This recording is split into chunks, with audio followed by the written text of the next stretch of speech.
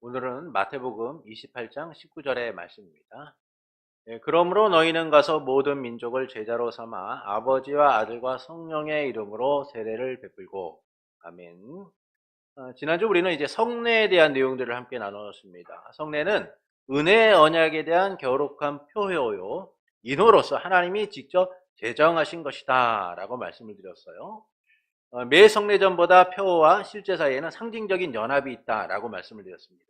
보이는 상징과 보이지 않는 상징이 연합이 되어서 영적 관계를 이루고 하나됨을 이룬다라고 말씀을 드렸죠.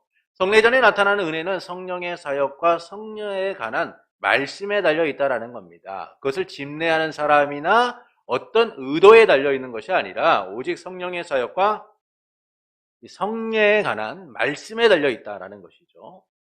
그리고 또 우리 주께서 제정하신 성례는 세례와 성찬만이 있다라는 겁니다. 그리고 이는 합법적으로 안수를 받은 목사만이 집행할 수 있다라는 것이죠. 이 외에 우리가 어떤 것을 첨가하거나 그것을 포함시키는 일은 있어서 안 된다는 거예요. 구약의 성례들이 상징하고 표현하는 이 영적인 뜻은 신약의 성례와 같다라는 사실을 우리가 함께 나누었습니다. 오늘은 이제 이 성례 중에 이 세례에 대한 부분을 좀 함께 나누도록 하겠습니다. 28장 세례 1항을 함께 읽겠습니다. 세례는 예수 그리스도께서 제정하시는 신약의 성례로서 세례받은 사람은 당사자를 엄숙하게 가입시키는 것을 뜻할 뿐만 아니라 그 당사자에게는 은혜 언약의 표와 인호가 되며 그가 예수 그리스도에게 접붙임을 받고 중생하고 죄사함을 받고 예수 그리스도를 통하여 새 생명 가운데서 행하기로 하나님께 헌신하는 표요 인호이다. 이 성례는 그리스도 자신이 친히 명하신 것이기에 세상 끝날까지 그의 교회 안에서 계속 집행되어야 한다.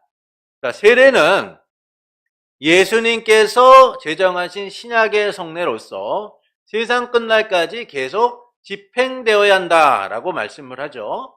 그러니까 이와 같은 세례가 교회 안에서 변함없이 오랫동안 지속된 것은 이 그리스도의 부활 이후에 이루어지게 되었다라는 겁니다. 예수님께서 부활하신 이후에 이를 명령하셨기 때문에 세례는 예수 그리스도의 다시 오시는 그날까지 계속되어야 한다라는 것이죠.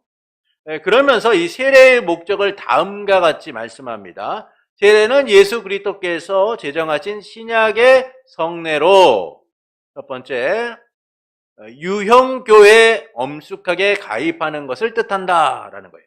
유형교회에 가입하는 것을 뜻한다라는 겁니다. 갈라디아 3장 27절부터 28절을 보시겠습니다. 함께 읽겠습니다. 누구든지 그리스도와 합하기 위하여 세례를 받은 자는 그리스도로 옷 입었느니라. 너희는 유대인이나 헬라인이나 종이나 자유인이나 남자나 여자나 다 그리스도 예수 안에서 하나이니라. 그러니까 이처럼 세례는 구원받아 모든 특권을 누릴 권한이 있지만 아직 유형교회의 일원이 되지 못한 사람들을 엄숙하게 받아들이는 의식이다라는 거예요. 그래서 교회는 세례를 받은 사람을 교회의 일원, 종교인으로서 받아서 모든 특권과 의무를 누리도록 한다라는 겁니다. 그러니까 예수님을 믿고 의롭게 된 사람이라도 이 유형교회의 일원이 되는 의식을 받아들이지 않으면 교회의 일원이 될 수 없다라는 것이죠. 그래서 예수를 믿는 사람들은 그 교회의 일원으로서 엄숙하게 받아들이기 위하여 이 세례라는 주님이 명령하신 바를 통하여 그들을 엄숙한 유형교회의 일원으로서 받아들인다라는 겁니다. 만약 구원의 확신이 있지만 세례를 받지 못한 사람들은 유형교회의 일원이 될 수 없다라는 거예요. 그래서 교회의 구성원으로서의 특권을 누릴 수 없다라는 겁니다. 그러니까 왜 그러냐? 교회는 함께 지어져 가는 곳이기 때문인 거죠. 그리스도의 지체로서 함께 나아가는 곳이기 때문입니다. 그래서 구원을 받은 이들은 이 세례를 통하여 유형교회의 일원이 되는 엄숙한 가입의 절차를 따라야 한다라는 겁니다. 두 번째는 은혜 언약의 표와 인호, 예수 그리스도와의 접붙임, 중생, 제사함, 새 생명 가운데 행하기로 하나님께 헌신하는 것을 나타낸다 나타내고 확증한다라는 것이죠. 세례는 은혜 언약과 그 축복을 나타내는 상징과 표징이다라고 말할 수 있습니다. 이는 세례가 나타내고 확증해주는 은혜와 예수 그리스도 안에서 얻는 유익에 대한 것을 말씀해주고 있는 거예요. 그러니까 주님이 확증해주시는 은혜와 그 세례를 통하여 예수 그리스도 안에서 얻는 유익이 무엇인가를 말씀해주죠. 첫 번째는 예수 그리스도와 접붙임되는 연합을 이룬다라는 거예요. 접붙임되는 연합을 이룬다. 두 번째는 성령으로 중생한다라는 것이죠. 세 번째는 제사함을 받는 거예요. 네 번째는 새 생명 가운데 행하기로 하나님께 헌신한다라는 겁니다. 그러니까 이처럼 세례를 통해서 성도는 하나님께 헌신해야 될 새로운 삶을 살아가게 되는 거예요. 그래서 세례는 그리스도와의 연합을 나타내는 헌신의 의식이다라고 말할 수 있어요. 그리스도와의 연합을 통하여 새로운 생명, 새로운 삶을 부여받고 그리고 그 삶에 맞는 헌신을 요구받는 것이다 라는 것이죠. 로마서 6장 3절부터 4절의 말씀을 보시겠습니다. 무릇 그리스도 예수와 합하여 세례를 받은 우리는 그의 죽으심과 합하여 세례를 받은 줄을 알지 못하느냐. 그러므로 우리가 그의 죽으심과 합하여 세례를 받음으로 그와 함께 장사되었나니 이는 아버지의 영광으로 말미암아 그리스도를 죽은 자 가운데서 살리신과 같이 우리로 또한 새 생명 가운데서 행하게 하려 함이라. 이처럼 세례를 받은 사람들은 그리스도와 연합을 통하여 그에 맞는 삶을 요구받는 거예요. 새 생명 가운데서 행하도록 요구를 받는 겁니다.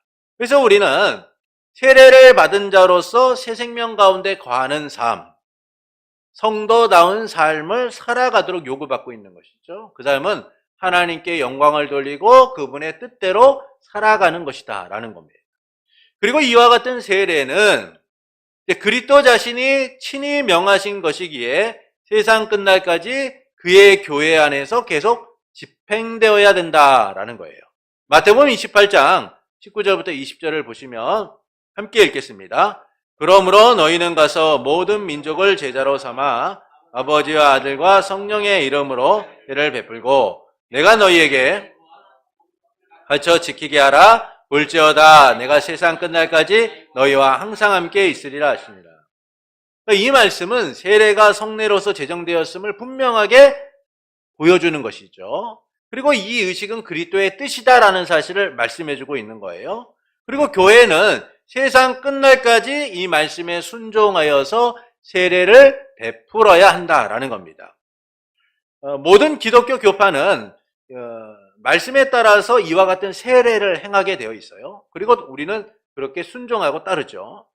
그러나 급진적 재건주의자인 이 퀘이커 교도들 같은 경우에는 이 교회의 예식을 거부하고 순수한 신앙만을 강조합니다. 그래서 그들은요, 물 세례는 일시적인 제도일 뿐만이 아니라 성령 시대에는 성령 세례가 물 세례를 대신하는 것이기 때문에 더 이상 이와 같은 세례는, 형식적인 세례는 필요가 없다라고 그들은 주장해요.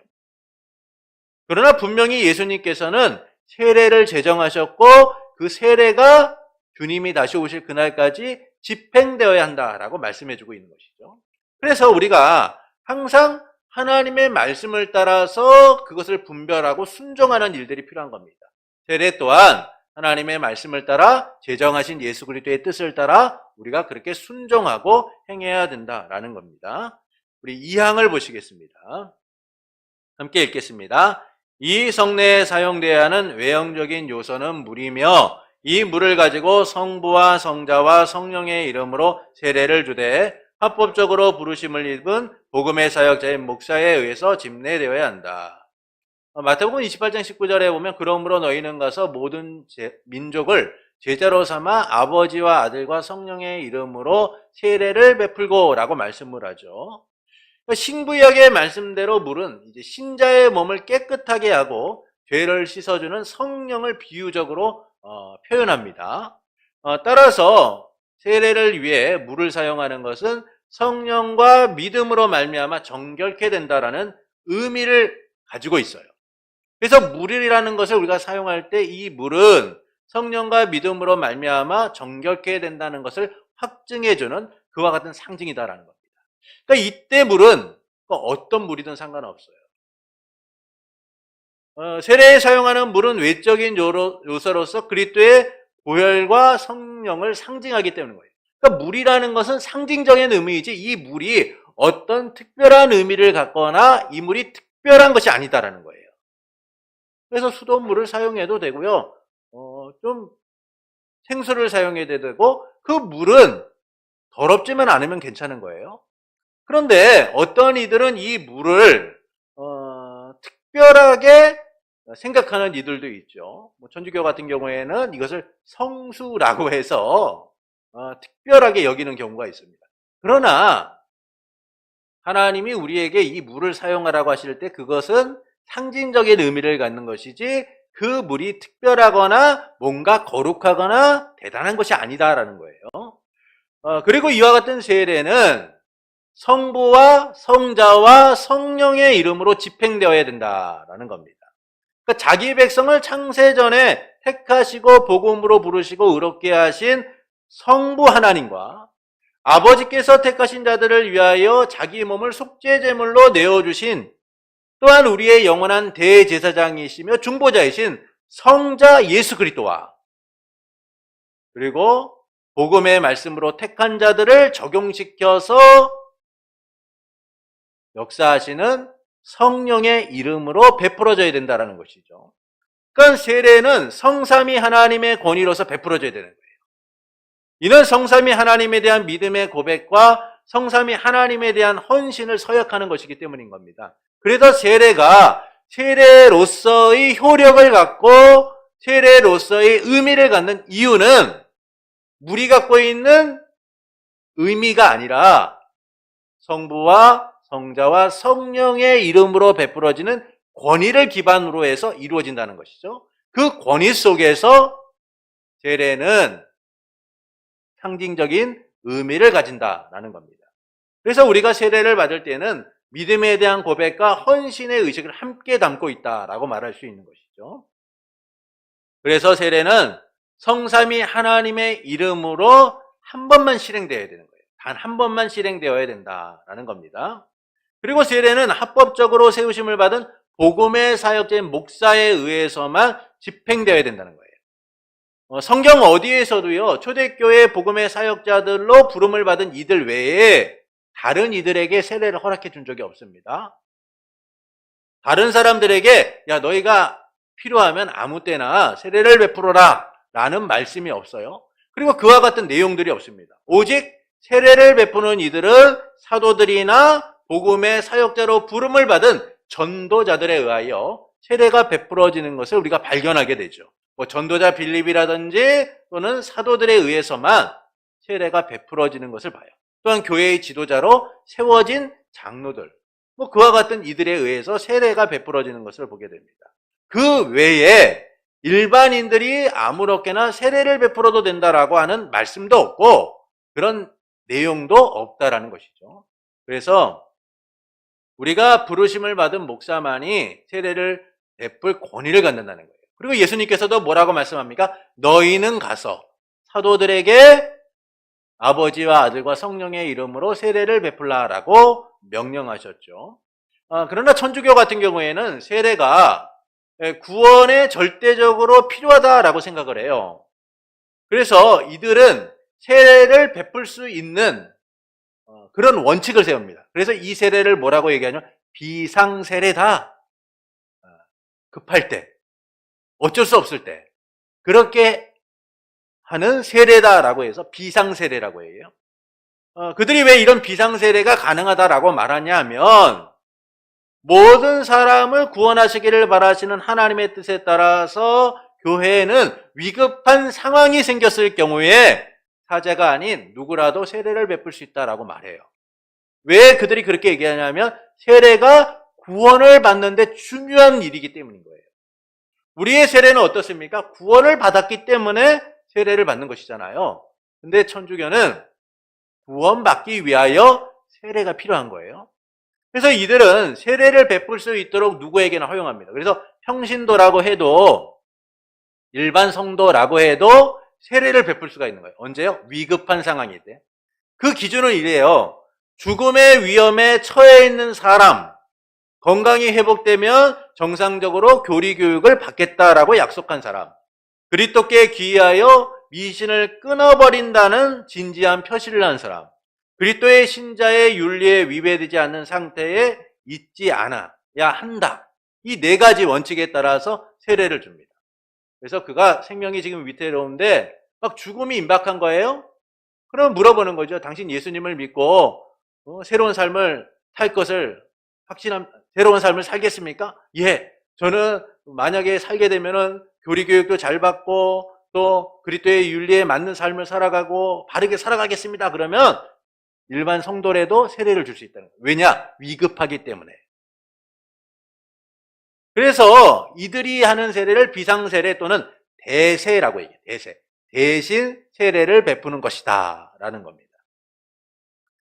그들이 이렇게 하는 이유는 세례가 구원을 받는데 절대적으로 필요하다고 생각하기 때문이에요. 그러나 세례는요, 구원받기 위함이 아니라 구원을 받았기 때문에 베푸는 것이다 라는 겁니다. 그래서 교회는 오직 복음의 사역자로 부름을 받은 목사에 의하여서만 세례가 집행된다라는 것이죠. 왜냐하면 하나님의 질서에 따라서 교회가 그 질서를 따라 행하는 일들이 필요하기 때문인 거예요. 만약에 질서가 무너져 있다면 그것은 하나님의 뜻이나 하나님의 방식과는 너무나 다른 것이죠. 그래서 질서의 하나님은 우리에게 그 질서를 통하여서 하나님의 뜻이 제대로 이루어지기를 바라고 계신다는 겁니다. 사망을 보시면 사망을 좀 함께 읽겠습니다. 세례를 받는 사람을 물속에 반드시 잠기게 할 필요가 있는 것은 아니고 그 사람 머리에 물을 붓거나 뿌려서 세례를 지팡하여도 무방하다. 이것은 세례를 받는 방식에 대하여 설명해 주고 있습니다. 침례교회는 물에 잠기는 형식의 침례만을 성례로 인정해요. 그들은 헬라어 밥티조가 물에 잠근다라는 의미가 있다라고만 주장을 합니다. 그러나 이 밥티조라는 헬라어 원어는 잠긴다라는 의미만이 있는 것이 아니라 물을 뿌려 씻는다라는 의미를 갖고 있어요. 그러니까 잠근다는 의미뿐만 아니라 물을 뿌려서 씻게 한다라는 의미도 함께 있다라는 겁니다. 그래서 어떤 이들은 침례교 같은 경우에는 예수님께서 그런 침례를 받으셨기 때문에 당연히 모든 성도도 침례를 받아야 된다라고 이야기를 해요. 근데 여러분 생각해 보십시오.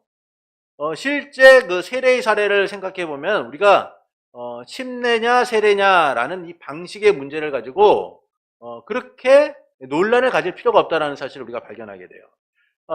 베드로가 복음을 전하고 나서 하루에 3,000명의 사람들이 회개하여 세례를 베풀게 됩니다. 여러분, 그런데 그 짧은 시간 안에 하루 동안에 3,000명에게 세례를 베푼다. 이게 쉬운 일입니까? 어려운 일이죠. 그 3,000명을 물 있는 데로 데려가야 되고 그 3,000명을 한 명씩 물속에 잠갔다가 꺼내는 일들이 쉬운 일이겠느냐는 거예요. 그렇지 않아요. 그래서 침례를 행했다고 보기보다는 우리가 생각하는 물을 뿌려서 세례를 주었다라고 생각하는 것이 맞다는 거예요. 또 가정 안에서는 어떻습니까? 가정 안에서 세례를 주는 경우도 있었죠. 지금처럼 물만 틀면 수도가 나온다면은 여러분 욕조에다가 물 가득 받아놓고 한 명씩 넣었다가 빼면 될 거예요. 그런데 옛날에는 물이 어떻습니까? 수도 시설을 통해서 물이 나오는 것이 아니라 물을 길어와야 돼요. 그만큼 물을 자급자족하는 일이 어려웠다라는 겁니다. 이런 상황에서 가정 가운데 세례를 베푸는 침례를 행하는 일이 쉬웠겠느냐라는 것이죠. 그렇지 않았다는 거예요. 그래서 침례보다는 세례를 베푸는 일들이 일반적으로 이루어졌다라고 말할 수 있는 겁니다. 그리고 성경도 세례를 상징하는 이 영적 축복에 대하여 말할 때 물을 뿌리거나 붓는다라는 표현을 사용하는 것을 우리가 종종 발견하게 돼요. 이 점에서 이 세례 방식이 중요한 것이 아니라 세례를 받는 자가 정말 예수님을 믿고 있느냐, 그리고 예수님을 믿어 죄 용서를 받고 의롭다함을 받았느냐, 그게 중요한 거예요. 그리스도와 성부 하나님과의 연합을 통하여 신령한 교제를 나누고 있느냐, 그리스도의 신부로서 확증되어 있느냐, 이런 것들이 중요한 것이죠. 그런데 세례를 어떻게 베푸느냐라고 많이들 논쟁을 하고 그것이 옳다라고 주장하지만 그것은 큰 문제가 되지 않는다는 겁니다. 그래서 장로교회는 편의를 따라서 물을 뿌리는 이 세례를 우리가 행하고 있다라는 것이죠. 사항을 보시겠습니다. 함께 읽겠습니다. 그리스도에 대하여 신앙과 순종을 실제로 고백한 사람들뿐만 아니라 양친이 다 믿거나 어느 한쪽에만 믿는 집의 유아들도 세례를 받을 수 있다. 이게 논란이 많은 부분이에요. 제세례파와 같은 이단은요, 유아 세례를 신성 모독으로 의식을 합니다. 그래서 그들은 이 유아 세례를 부정하고 성인 세례만 집행해야 된다라고 얘기해요. 또 침례교회 같은 경우에도요, 예수 그리스도를 믿는 신앙을 스스로 고백할 수 있는 성인에게만 세례가 베풀어져야 된다라고 주장합니다. 어린아이의 경우에는 신앙을 고백할 수 있는 영적, 지적 능력이 부족하기 때문에 그들은 이를 반대하죠. 그러나 성경은 유아 세례를 주지 말라고 한 적이 없어요. 하나님께서 아브라함과 할례 언약을 맺으시면서 난지 8일 만에 할례를 행하라고 말씀하셨습니다. 그들의 의식이나 능력, 의사에 따라 할례를 행하라 라고 말씀하신 게 아니에요. 난지 8일 만에 밖에 안 된 아이에게 너 할례를 줘야 되는데 네가 받을래 말을래? 하나님이 이렇게 물어보고 그렇게 행하라고 말씀하신 게 아니에요. 난지 8일 된 아이에게 할례를 행하라 라고 명령하신 거예요. 이것은 언약의 관계 속에서 할례가 행해져야 된다는 거예요. 그래서 이스라엘 백성은 하나님의 언약 관계 속에서 언약 공동체로서 이 할례를 행한 겁니다. 그리고 이와 같은 구약의 할례는 신약에서는 세례와 연결되는 것이죠. 구약의 성례들이 상징하고 표현하는 이 영적인 뜻은 본질적으로 신약의 성례와 같다라고 지난주에 말씀을 드렸어요. 그래서 예수님을 구주로 영접하고 새 언약에 든 하나님의 언약 관계 속에서 부모의 신앙을 따라 유아 세례를 베푸는 것은 큰 문제가 되지 않는 거예요. 부모의 신앙 안에서 하나님과 언약 관계가 맺어지고 부모를 통한 신앙의 전수로 언약 백성으로 살아가게 된다는 의미를 갖고 있는 겁니다. 이 점에서 유아 세례를 행하는 것은 큰 문제가 되지 않아요. 우리가 잘 아는 하이델베르그 요리문답 같은 경우에는 74문답에서 이렇게 얘기합니다. 유아들도 세례를 받아야 하는 질문에 유아 세례에 대해 어른들과 마찬가지로 유아들도 하나님의 언약 안에 그리고 하나님의 교회 안에 속해 있기 때문에 주어져야 한다라고 얘기해요. 하나님의 언약 안에 하나님의 교회 안에 속해 있기 때문에 주어져야 된다는 거예요. 왜냐하면 우리가 아이들에게 유아 세례를 주는 것은 하나님의 언약 관점에서 이것을 보아야 된다는 것이죠. 또 벨직 신앙고백서 34항에서는 이스라엘 자녀들이 이전에 우리의 자녀들에게 주어진 것과 똑같은 약속 위에서 할례를 받았던 것처럼 우리도 우리의 자녀들에게 할례와 같은 세례를 베풀어야 된다라고 말씀해주고 있어요. 왜냐하면 구약의 성례와 신약의 성례가 다른 것이 아니라 영적 본질에 있어서는 같은 것이기 때문입니다. 그래서 언약의 통일성 안에서 유아 세례를 베푸는 것은 당연하다라는 것이죠. 이것을 분리시켜서 아이들이 영적으로 또는 지적으로 자기의 의사를 표현할 수 없기 때문에 유아 세례를 주어서는 안 된다고 말해서는 안 된다는 거예요. 언약의 통일성 안에서 유아 세례를 주는 것은 당연하다는 겁니다. 이를 뒷받침해 주는 말씀이 고린도전서 7장 14절입니다. 우리 말씀을 함께 읽겠습니다. 믿지 아니하는 남편이 아내로 말미암아 거룩하게 되고 믿지 아니하는 아내가 남편으로 말미암아 거룩하게 되나니 그렇지 아니하면 너희 자녀도 깨끗하지 못하리라. 그러나 이제 거룩하니라. 믿지 아니하는 남편이 아내로 말미암아 거룩해지고 믿지 아니하는 아내가 남편으로 말미암아 거룩해지는 것처럼 너희 자녀도 너희의 믿음으로 말미암아 거룩해진다는 거예요. 그래서 부모의 신앙을 따라서 아이에게 세례를 주는 것은 언약의 통일성 안에서 언약의 관계 안에서 당연한 것이다 라는 겁니다. 그래서 부모 가운데 한편이 믿는 것만으로도 그들의 자녀는 거룩한 자녀로서 역임을 받는다는 거예요. 이 때문에 유아 세례를 언약의 관계 속에서 행해야 된다라는 것이 우리 장로교회의 입장이다라는 겁니다. 5항을 보시겠습니다. 이 의식을 모독하거나 무시하는 것은 커다란 죄가 된다. 그렇지만 세례를 안 받았다고 해서 그 사람이 중생할 수 없다거나 구원 못 받았다든가 또는 세례를 받은 사람은 모두 의심할 여지 없이 중생했다고 할 수 있을 만큼 세례의식의 은혜와 구원이 불가분하게 속해 있는 것은 아니다. 사도행전 8장 12절부터 13절을 읽겠습니다. 빌립이 하나님의 나라와 및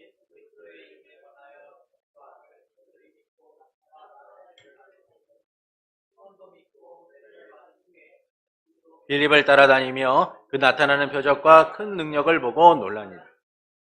그러니까 이 말씀은 세례가 구원의 절대적 필요 조건이 아니다라는 거예요. 그러니까 세례를 안 받았어도 구원받은 하나님의 백성이 있고 세례를 받았어도 구원받지 않은 사람들이 있다는 것이죠. 그래서 세례를 받는 모든 사람이 거듭나는 것이 아니다라는 거예요. 전도자 빌립이 사마리아 성에서 복음을 전하자 당시 사마리아 성에서 유력한 사람이었던 마술사 시몬이 복음을 받아들이고 세례를 받게 됩니다. 근데 이 시몬이 처음 세례를 받고 빌립을 따라다니면서 아주 충성스러운 모습을 보여요. 근데 얼마 뒤에 사마리아 성에는 세례가 베풀어졌으나 성령의 세가 베풀어지지 않았다는 이야기를 들은 사도들이 사마리아로 가서 세례를 베풀게 됩니다. 그때 성령께서 역사하시는 놀라운 일들이 일어났죠. 이 모습을 본 마술사 시몬이 나도 저와 같은 능력이 있었으면 좋겠다라고 생각하고 베드로에게 내가 돈을 줄 테니까 그 능력 나에게도 좀 허락해 주십시오라는 요구를 해요. 이 일로 인하여 마술사 시몬은 너가 돈과 함께 망하리라 라는 말을 듣게 됩니다. 그리고 기독교 역사 속에서 이 마술사 시몬은 기독교 최초의 이단으로서 그렇게 나타나기도 해요. 그러니까 우리가 세례를 받았다라고 해서 모든 사람이 구원을 받은 사람이냐? 그렇지 않다는 거예요. 세례는 우리가 유형교회에 가입했다는 의식이고 상징적인 의미를 갖는 겁니다. 이 세례가 우리의 구원을 이룬다거나 이 세례가 우리의 구원을 확증해 주는 게 아니라는 거예요. 구원 받았기 때문에 세례를 받는 것이다 라는 것이죠. 6항은 우리 6항을 함께 읽겠습니다. 세례의 효력은 그것을 집행되는 그 순간에도 꼭 발생하는 것은 아니다. 그러므로 이 의식을 옳게 집행하게 되면 하나님께서 정하신 하나님 자신의 뜻하신 바 계획을 따라서 약속된 은혜가 제공될 뿐 아니라 또한 실제로 나타나고 부여된다. 세례의 효력은 집행되는 순간에 꼭 발생하는 것이 아니다라는 거예요. 그래서 이 의식이 올바르게 진행될 때 하나님이 정하시는 때를 따라서 약속된 은혜를 베푸는 겁니다. 그러니까 우리가 세례를 받으면 막 은혜가 밀려오고 막 감동이 밀려오고 놀라운 일이 일어날 것처럼 생각해서는 안 된다는 거예요. 세례가 마치 우리에게 세례를 받으면 뭔가 이런 일이 일어나겠지라고 기대를 했지만 막상 세례를 받아도 별로 이게 달라지는 게 없고 그럴 때가 있죠. 그런데 이것은 그 집행되는 순간에 강력하게 하나님의 역사가 일어나는 것이 아니라 때를 따라서 주신다는 거예요. 그래서 어떤 사람은요, 세례를 받는 그 순간에 말할 수 없는 감격과 은혜를 누리기도 하고 어떤 이들은 이 세례를 받고 난 다음에 또 하나님께 세례를 받았다라는 그 은혜에 대하여 고백하게 되는 경우들이 있어요. 그래서 이 세례의 효력이 집행되는 순간에 발생되는 것이 아니라 때를 따라 하나님의 뜻 가운데 이루어진다라는 겁니다. 그래서 우리는 이 세례의 효력을 그때 바로 발생한다라고 생각해서는 안 된다는 거예요. 우리 7항을 보시겠습니다. 세례의 의식은 어떠한 사람에게든지 한 번만 베풀어져야 된다라는 거예요. 그러니까 침례교회는 장로교회 등 다른 교회에서 세례를 받은 신자 같은 경우에는 세례를 받을 필요가 없다라고 하지만요, 장로나 권사가 될 때는요, 침례를 다시 받아야 된다라고 해요. 그러니까 장로나 권사가 되기 위해선 다른 교파에서 세례를 받은 것을 유효하지 않고 새로운 침례를 받아야 된다라고 그들은 주장합니다. 그러나 세례는 유형교회의 일원으로서 받아들인 엄숙한 의식으로서 성삼위 하나님의 이름으로 베풀어지는 것이기 때문에 단 한 번만 해야 되는 거예요. 이걸 무효할 수가 없는 겁니다. 만약 이것을 무효하여서 다시 베풀어야 된다라고 말한다는 것은 그것은 성경적이지 않은 것이죠. 세례를 엄숙하고 진지하게 받아들이고 그래서 우리는 이것을 소중하게 여기며 살아가야 되는 거예요.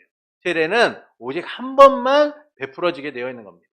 만약 이들의 말대로 매번 새롭게 베풀어야 된다면 하나님께서도 구약의 할례를 그렇게 하라고 했겠죠. 근데 주님은 난지 8일 만에 할례를 하라. 그리고 혹시 너희 중에 언약의 공동체 안에 들어오는 누군가가 있다면 그들에게 할례를 베풀어라 라고 말씀하셨어요. 새롭게 해라. 다시 해라. 뭐 이런 상황이 있을 때는 너희가 또 한 번 해라. 이렇게 말씀하신 적이 없다는 거예요. 그래서 이 영적 본질 면에서 같은 우리가 세례도 단 한 번 실행하는 것이 맞다는 거예요. 그것은 하나님의 권위를 통하여 우리에게 주어졌기 때문인 겁니다. 그래서 우리가 이 세례에 대하여 어떤 의미를 부여해서 하는 데 있어서 그것이 바로 우리가 구원받은 하나님의 백성으로서 유형교회에 가입하는 엄중한 절차, 의식이다라는 사실을 소중하게 여기는 것은 중요하지만 이 세례 자체나 그것을 집례하는 사람이나 또는 그 세례를 베푸는 어떤 이 물이나 외형적인 것들을 우리가 신성시하거나 또는 의미를 부여해서는 안 된다는 거죠. 오직 세례가 갖고 있는 의미, 구원받은 백성으로서 하나님의 교회에 가입한다는 그 의식으로서 이 세례를 우리가 받아들이고 소중하게 여길 수 있어야 된다는 겁니다. 세례를 받은 자 중에는 구원을 받은 자들도 있지만 구원을 받지 않는 자들도 있다는 거예요. 그래서 세례가 구원을 받는 그런 필요 조건은 아니다라는 겁니다. 핵심 요약을 다시 한번 보시면서 점검해 보겠습니다. 1번 세례는 예수 그리스도께서 제정하신 성례로서 세례받은 자는 유형교회에 엄숙하게 가입시키는 것을 뜻한다. 세례는 예수님이 제정하신 거예요. 그래서 이 제정하신 세례를 통하여 우리는 그 교회 안에 엄숙하게 가입하는 거예요. 예수 그리스도의 지체로서 하나됨을 이뤄가는 겁니다. 두 번째 세례에 사용되어야 하는 외적인 요소는 물이다. 이 물은 어떤 특별한 능력이나 의미가 있는 것이 아니라 상징적인 의미를 갖는다라는 것이죠. 세례를 받는 사람의 머리에 물을 뿌리거나 뿌려서 집행하여도 무방하다. 물을 붓거나 뿌려서 집행한다. 그러니까 세례를 집행하는 방식이 중요한 게 아니라는 거예요. 그리스도에 대한 믿음을 고백한 자들과 믿는 집의 유아들도 세례를 받을 수 있다라는 겁니다. 믿음 안에 있는 언약 관계 속에서 우리가 이런 세례를 유아들에게도 베풀 수 있다라는 것이죠. 세례 의식의 은혜와 구원이 불가분하게 속해 있는 것은 아니다. 세례를 받았다고 해서 이 사람이 구원받은 사람이다라고 우리가 말할 수 있는 게 아니에요. 구원받은 사람 중에는 세례받은 사람도 있고 구원받지 못한 사람들 중에도 세례를 받은 사람이 있다라는 것이죠. 그래서 세례는 구원의 필수 조건이 아니다라는 겁니다.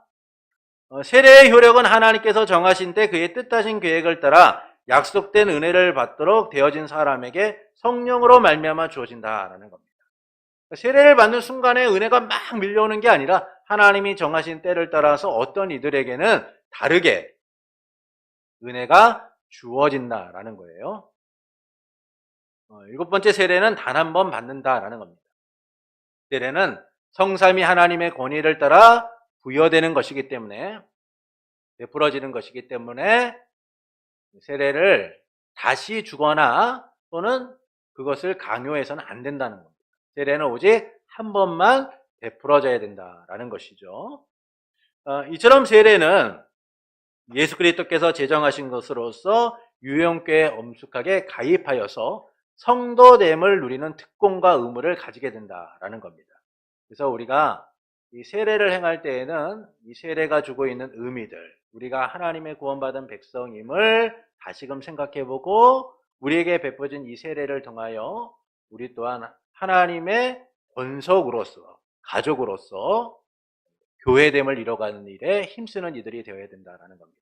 그러므로 주님이 제정하신 이 세례를 우리가 소중하게 여기며 지켜나가는 일들이 주님의 명령임을 항상 기억하며 주님의 말씀대로 순종하고 말씀대로 따라가기를 원하는 성도가 되기를 예수님의 이름으로 축원합니다.